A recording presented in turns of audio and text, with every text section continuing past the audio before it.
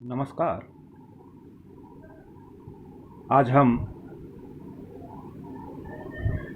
MA final paper 6th agriculture geography का lesson कृषि भूगोल की अध्ययन विधियों के बारे में चर्चा करेंगे। क्योंकि किसी भी विषय में अध्ययन की जो विधियां हैं वो महत्वपूर्ण भूमिका निभाती हैं उस विषय के परिणाम में। अतः हम यहाँ कृषि भूगोल में भी अध्ययन की विधियों का अध्ययन करेंगे।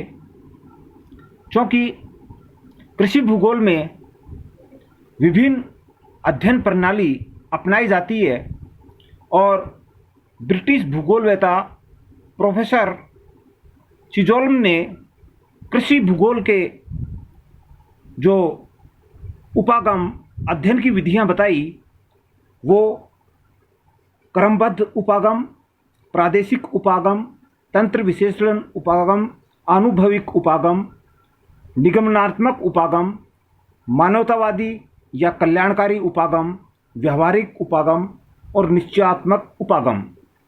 ये आज हम इन विधियों के सहारे कृषि में किस प्रकार कृषि क्षेत्र में हम किस प्रकार वृद्धि कर सकते हैं, किस प्रकार उनके परिणाम अच्छे आ सकते हैं। इन विधियों के सहारे, इन विधियों को अपनाकर हम वो परिणाम हासिल कर सकते हैं। सबसे पहले हम क्रमबद्ध उपागम की बात करते हैं। यह क्रमबद्ध उपागम किसी क्षेत्र के सभी कृषि तथ्यों को एकताबद्ध रूप में देखता है।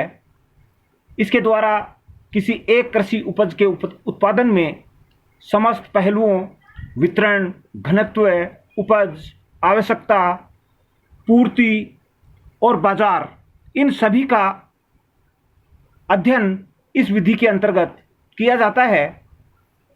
यानी इस विधि में कौन सी वस्तु किस मात्रा में कहाँ जरूरत है, उसमें परिवहन लागत कैसी आएगी, ये इस उपागम में महत्वपूर्ण स्थान रखता है।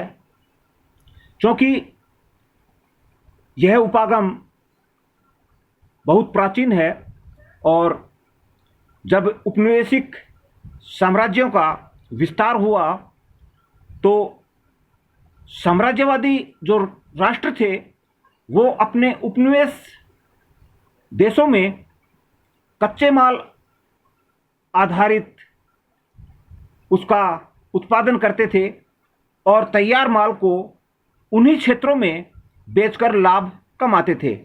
तो इसको हम क्रमबद्ध उपागम के अंतर्गत रखते हैं। दूसरा, प्रादेशिक उपागम।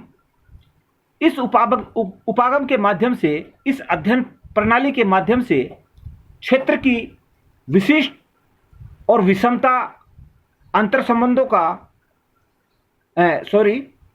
विशिष्टता एवं विषमता का पता चलता है तथा अंतर क्षेत्रीय व अंतर प्रादेशिक अंतर संबंधों का ज्ञान होता है। यह प्रादेशिक उपागम में होता है। यानी इस उपागम में कृषि की विशिष्टता, समानता और असमानता का अध्ययन करके उसका प्रादेशिकरण किया जा सकता है और इस उपागम में एक निश्चित और सीमांकित क्षेत्र का चयन कर गहन अध्ययन इस प्रणाली में किया जाता है। यानी किसी प्रदेश के अंतर्गत हम किन कृषि उपजों को उगाते हैं, उत्पादन प्राप्त करते हैं, वहीं दूसरे क्षेत्र में वो कृषि किस प्रकार से की जाती है, उसका उत्पादन कैसे होता है। तो इस प्रकार हम भिन्नता के आधार पर ये प्रादेशिक उपागम कृषि भूगोल में महत्वपूर्ण स्थान रखता है। तंत्र विश्लेषण की बात करते हैं। तंत्र विश्लेषण में यह अंतर संबंधित एवं अन्योन तत्वों से निर्मित ऐसा समवेत रूप होता है जो बाह्य तत्वों से प्रभावित होकर उसे प्रभावित करता है।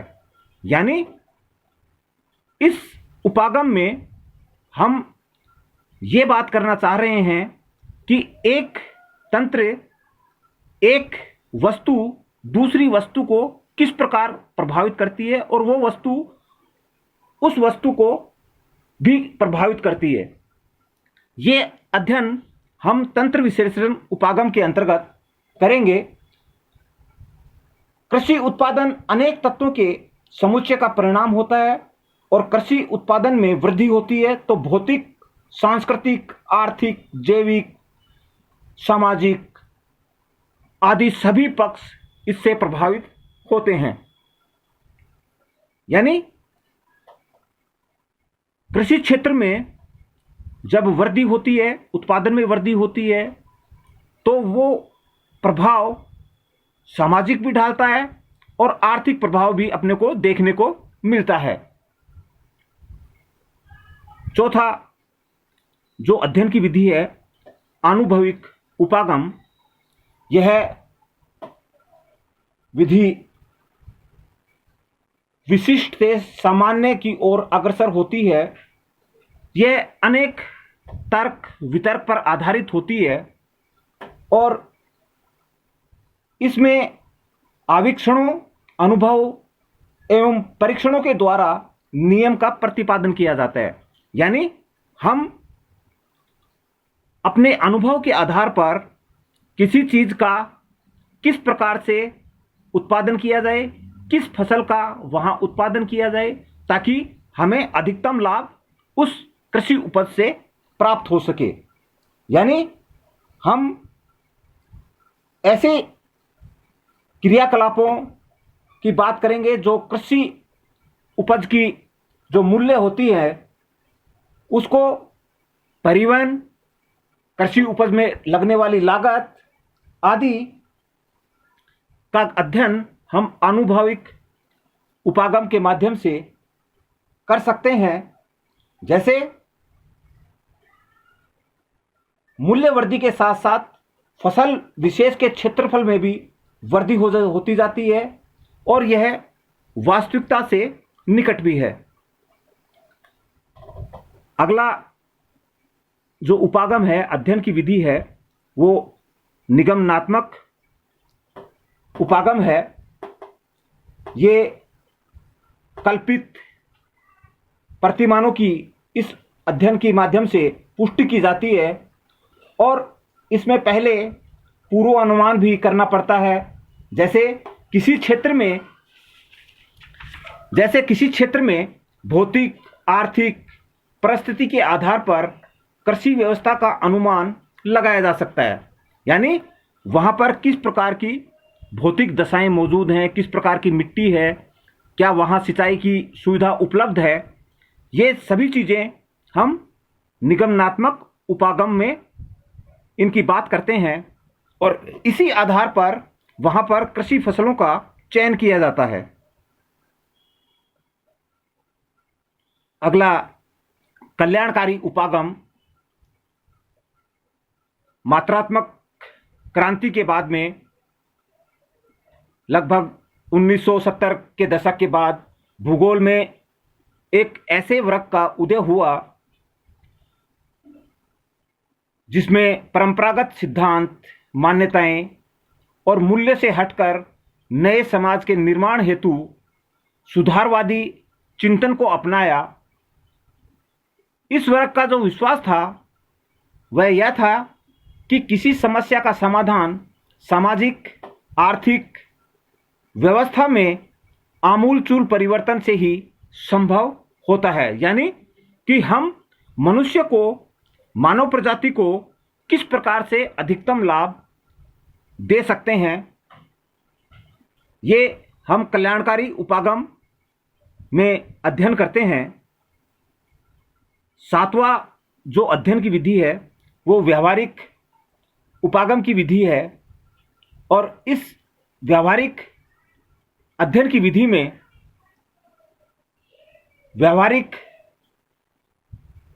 उपागम स्वयं में एक रीति न होकर एकमात्र विचार बिंदु है, जो मानव पर्यावरण संबंधों में नई जानकारी प्राप्त करने के लिए नई विधियों एवं मॉडलों के सार्थक प्रयोग की अनुमति प्रदान करता है और जीवधारी के प्रभाव व्यवहार के प्रभाव के रूप में कृषि तंत्र की व्याख्या करता है।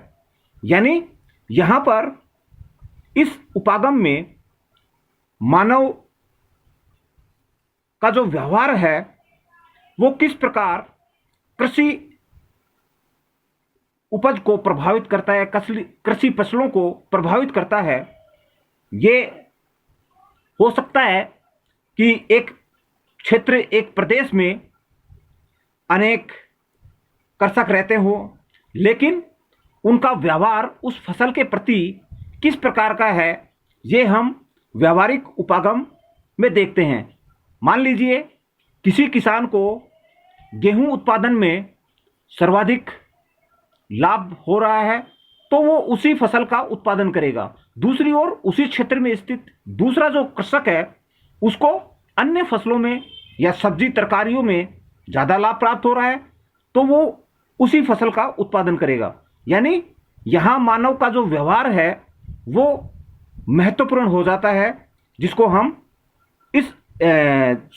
इस उपागम को हम व्यावहारिक उपागम का नाम देते हैं।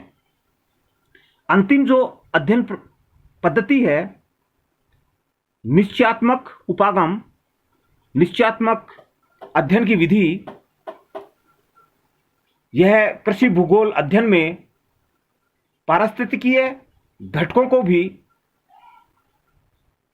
शामिल किया जाने लगा है। यानी वर्तमान में इस संदर्भ में हम बात करते हैं तो पारिस्थितिकीय घटकों को कृषि भूगोल के अंतर्गत शामिल करते हैं कि किस तरह से ये पारिस्थितिक घटक हमारी कृषि को प्रभावित करते हैं। किसी क्षेत्र का ढाल, वहाँ का धरातल, वहाँ का अपवाह तंत्र, वहाँ की जलवायु, वहाँ की मिट्टी, वहाँ की वनस्पति आदि मिलकर एक भौतिक वातावरण एवं पारिस्थितिकीय तंत्र की रचना करते हैं।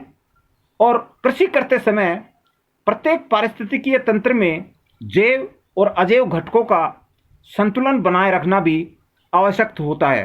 यानी जैव व अजैव ये दोनों घटक एक दूसरे को निश्चित तौर पर प्रभावित करते हैं। इसलिए ये 8 विधियां कृषि भूगोल में अपनाई जाती हैं, जिसके माध्यम से हम कृषि को एक उन्नति की ओर ले जा सकते हैं। अधिक लाभ इन विधियों के माध्यम से हम प्राप्त कर सकते हैं। Thank you.